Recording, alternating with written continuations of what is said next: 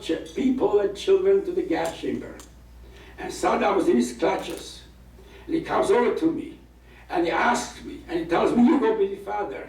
It's not less of a miracle when somebody comes out from a burning furnace. Or remember with Daniel, he was thrown in the lion's den, yes? A person is thrown among hungry lions, and he comes out alive. Everybody says, natural is impossible, something supernatural. This is what I say with the dice, again and again. So this was the first time I was in the clutches of Mengele, in the burning furnace, and I came out alive. So those who were spared didn't go to the gas chamber, but went to work. They were sent in this big, where the gas chamber was. Either it can be used for a gas chamber, it was also showering. So there's a room as large, almost as large as this room here. And everything was stripped. Everything was taken away from us. And the luggage was taken away before. Now we have only our clothes. Everybody had undressed themselves, completely naked, went into the gas chamber, which was actually also a shower. We took a shower, and we came out from the shower.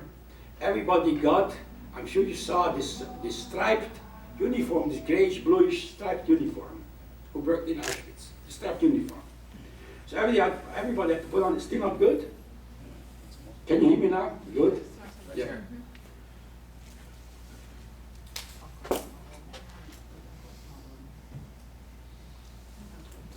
So everybody was shaven. The hair was shaved off. Everybody that beard was shaved off.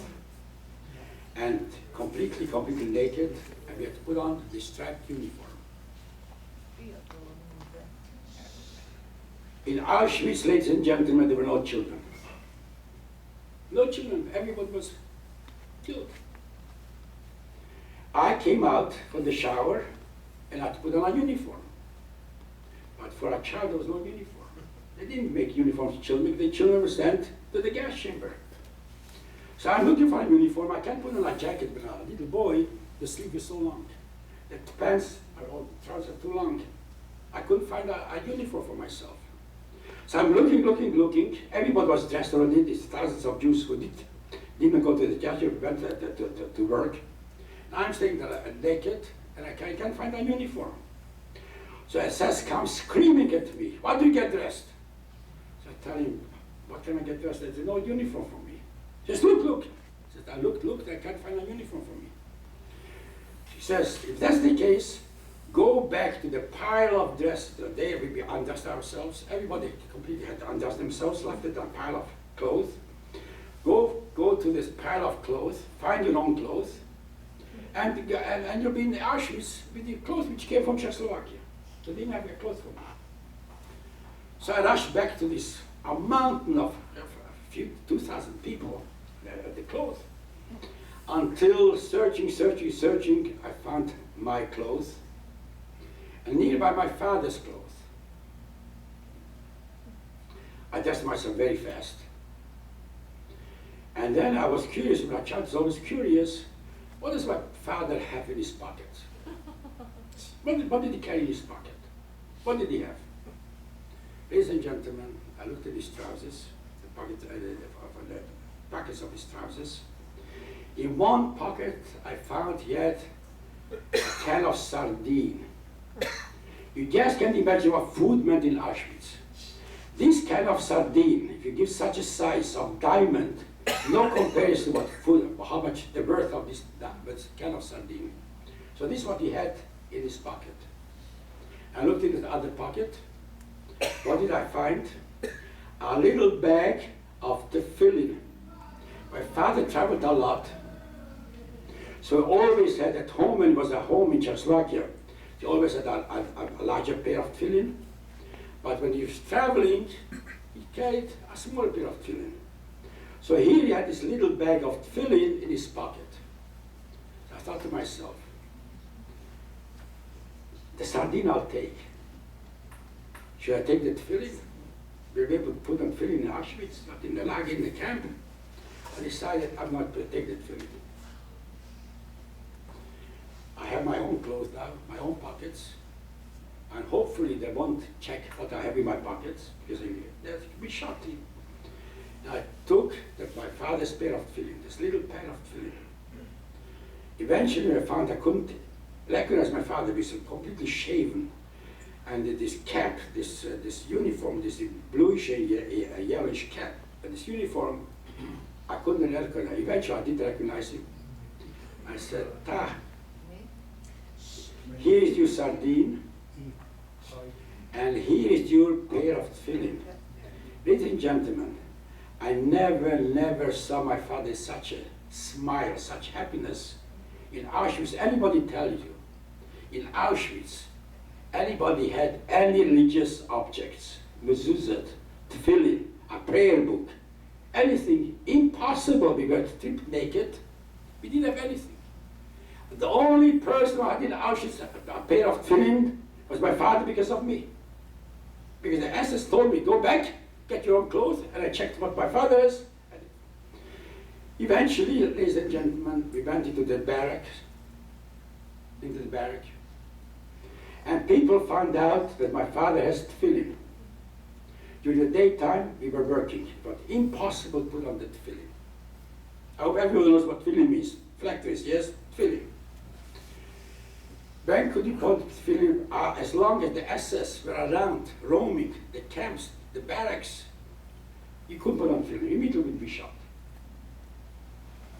So, 12 o'clock at night, when SS weren't around, they came to my father's barrack, and people asked my father, please let us put on tefillin.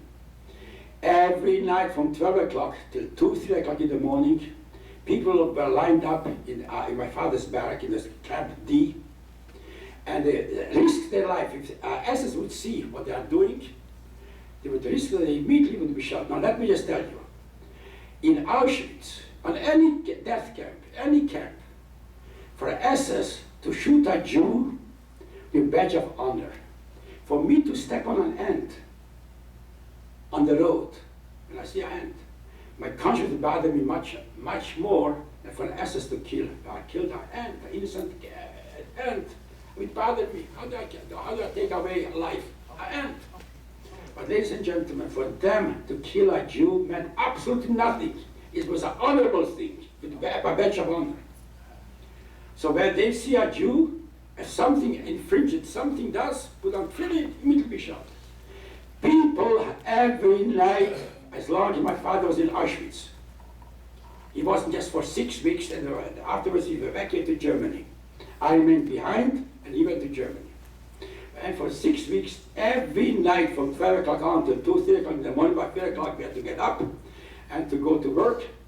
But 2, 3 o'clock people, and we were exhausted, tired, our muscles, everything was aching, but nevertheless we need every ounce of rest and energy.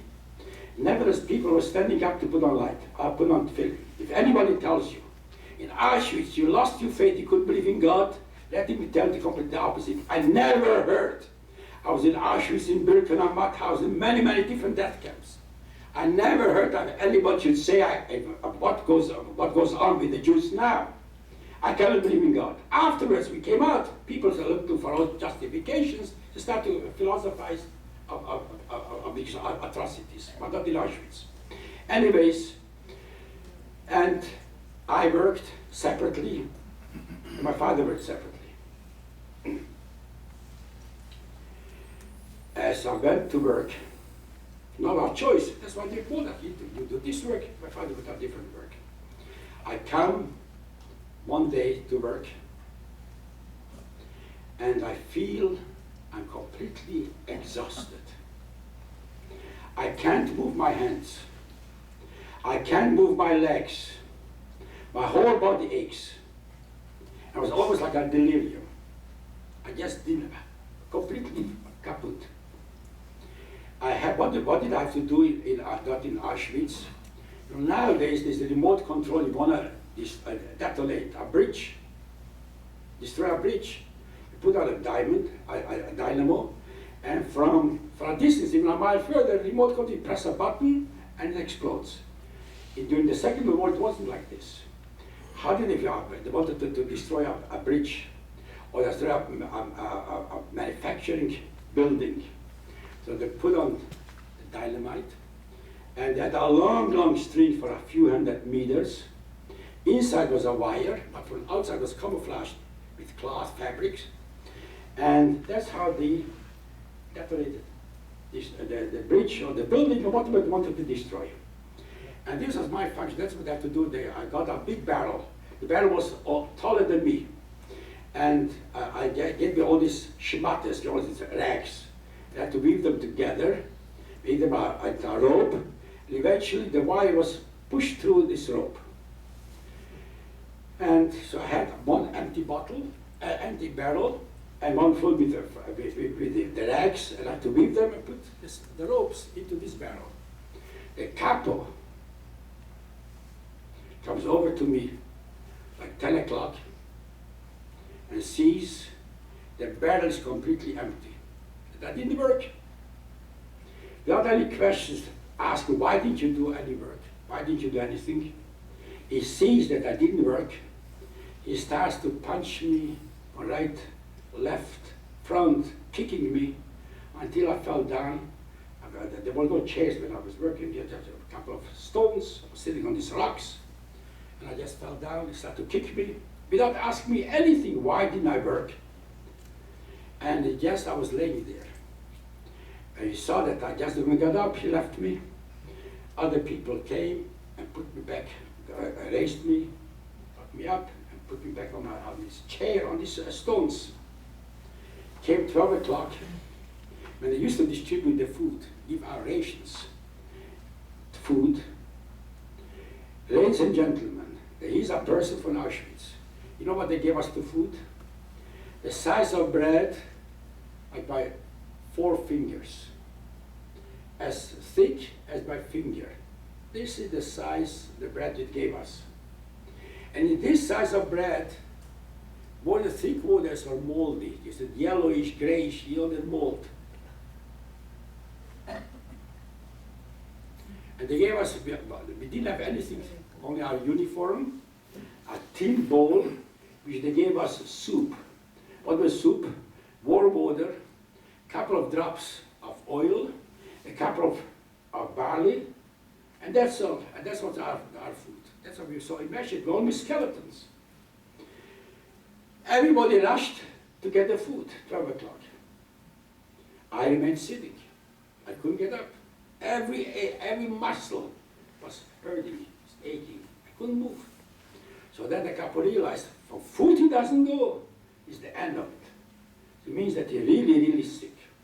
He stopped hitting me, beating me. I came at 7 o'clock. I couldn't walk. So 2 other Jews took me by my arm, and they led me back into our camp, Camp D. In Auschwitz was Camp A, Camp B, Camp C, Camp D, Camp E, and Camp F. Each was hundreds of thousands of people. Different camps.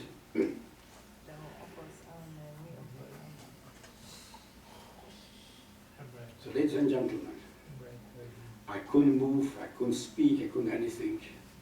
In Lager D was one barrack, a big barrack, it served like a little clinic. If anybody had diarrhea,